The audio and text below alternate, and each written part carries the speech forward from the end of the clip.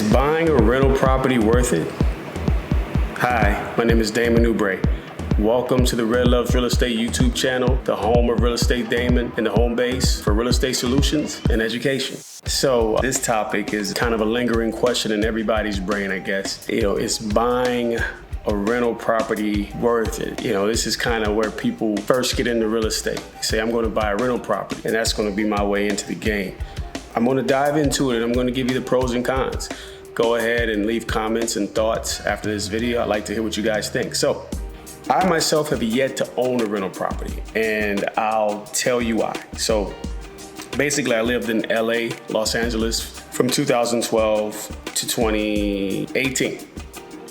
So by me living there, it really didn't make sense for me. And I was flipping homes in Baton Rouge, Louisiana. So I kind of was all caught up in how inexpensive home prices were there compared to LA. And I was like, this doesn't make sense. It'll be like 10, 15 years before I can build some equity or appreciation in these homes. They're just so expensive in LA. And there's also, okay, you could have bought a home in Louisiana, but it's the management issue, and having someone to be there to manage that property that you trust is a biggie. A lot of people get hurt in the real estate game because they end up being the managers of the property. And it's very difficult. So being a manager while you're living in Los Angeles and managing something in Baton Rouge, it's pretty much impossible. You would need a manager or a management company.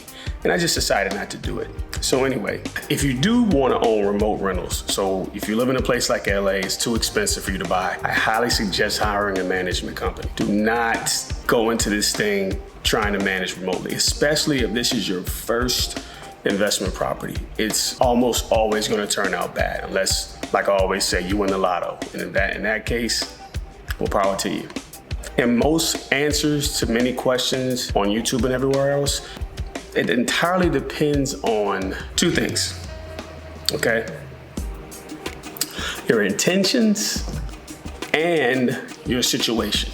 So don't confuse the two, so they're two separate things. So your intentions are the things that you intend to do, the things you want to do.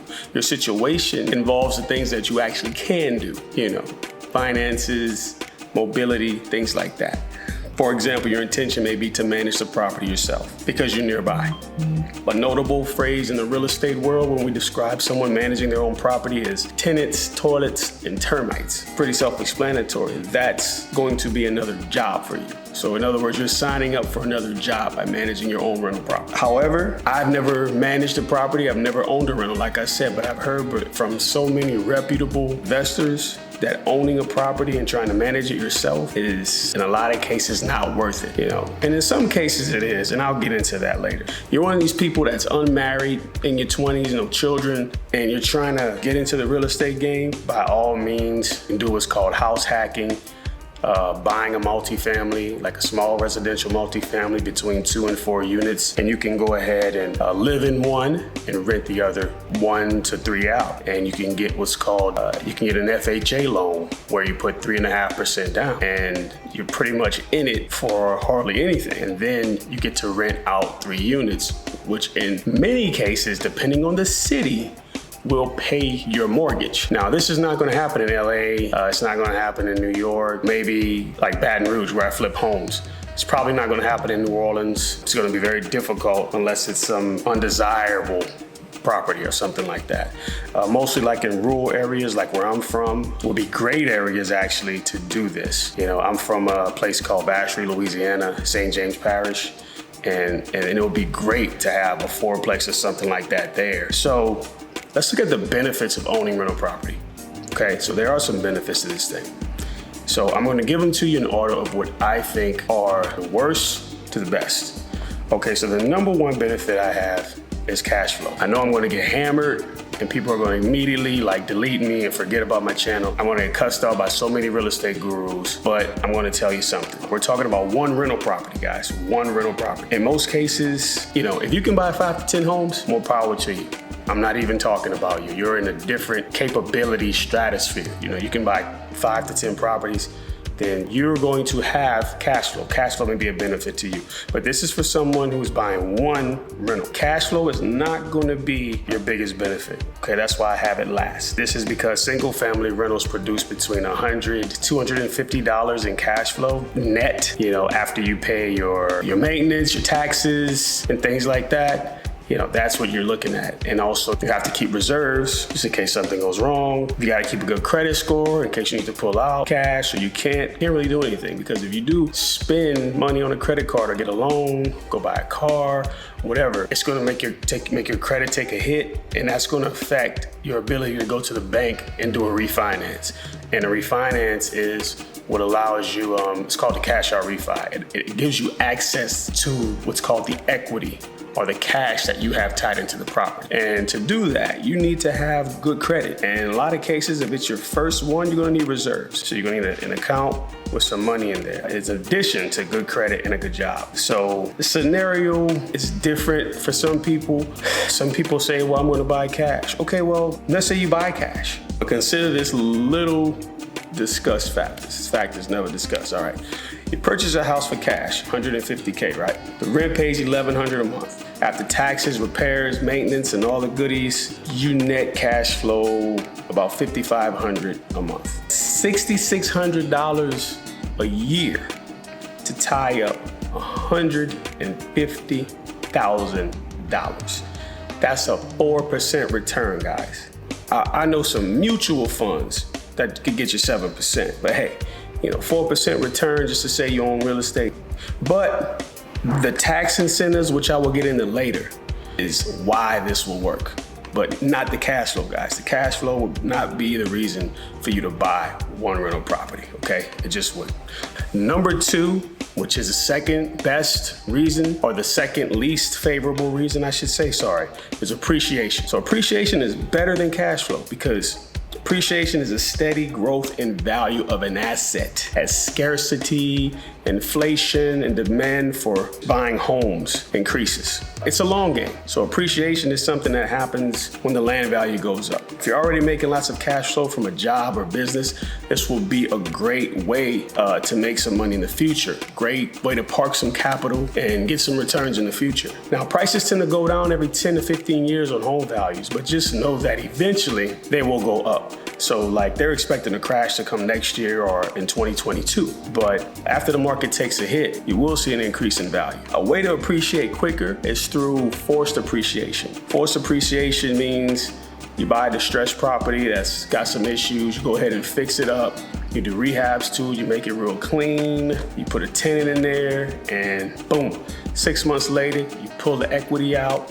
And a lot of times you do make money. I call it the taxless flip. So it's actually a key to flipping the property is that you would flip the property, but you wouldn't actually sell it. You would just buy it at a discount, fix it up, put a tenant in there for 6 months, and you go back to the bank and you pull all your money out. And you're not taxed on that because it's a loan. You gotta pay it back. It's a good trick to use. Number three, my favorite, are the tax incentives. Disclosure, I am not a CPA, so go to your CPA to verify all of this, okay? I'm just giving you advice as a consumer, someone who has used a CPA and has taken advice from that CPA. This is the number one reason why real estate is so popular with rich people. Owning rental property practically dwarfs any other tax incentive for doing anything in America. There is no better way to find a tax shelter than with real estate. You can't get rich without beating the tax game. What you have when you have a rental property is passive income.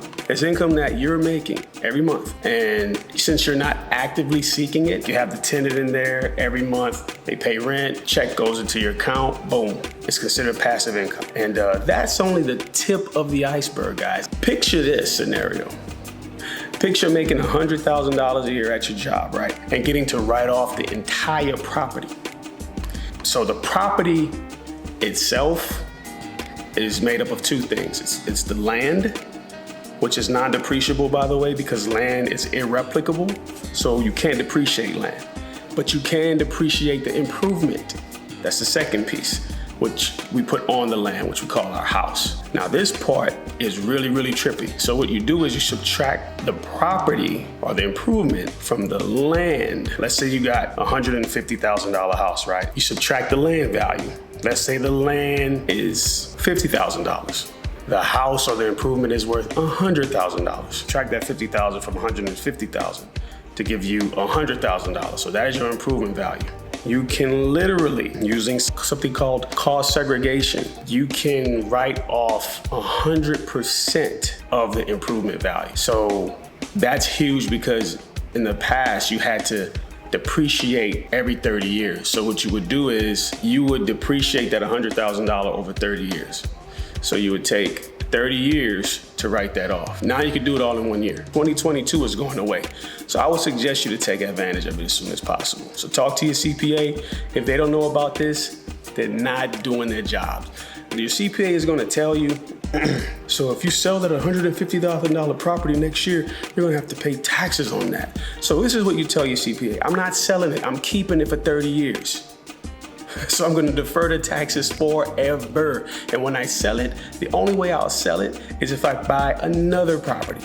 And then you could do something called a 1031 exchange, which most of you know about. If you own personal property, you've heard of the 1031 exchange, where whatever profit you get from selling your home, you can essentially pay zero taxes on it as long as you're buying a similar property. So there's so many ways around that. Don't let your CPA bamboozle you. Okay, so let's say you do this cost segregation thing and you want to write it all off. Let's say you make $100,000 a year. The improvement is $100,000. You get to write off $100,000. So when you go to the government and you file your taxes and you say how much I made, and you're gonna say I made zero. And they're gonna be like, huh, how'd that happen? Well, I deducted my rental property and my net was zero. So I'm paying taxes on $0. Now, of course, you got Social Security, Medicare, but if I was gonna do a cost segregation, I'm not a CPA, but this is what I would do. I would file exempt at the start of the year. This is how the rich stay rich, by the way. You can essentially do this into perpetuity. But talk to your CPA. I hope this helped you. I know that was a little lengthy, but I tried to be thorough so you guys can understand. If you need help with this, please check out the links below. I have some consulting options for you guys. Make sure to subscribe, guys. Subscribe, put comments below, share the video with friends that need it, because I know someone is thinking about buying a rental property. And as always, if we have the will together, we can build together. I'll see you guys in the next video.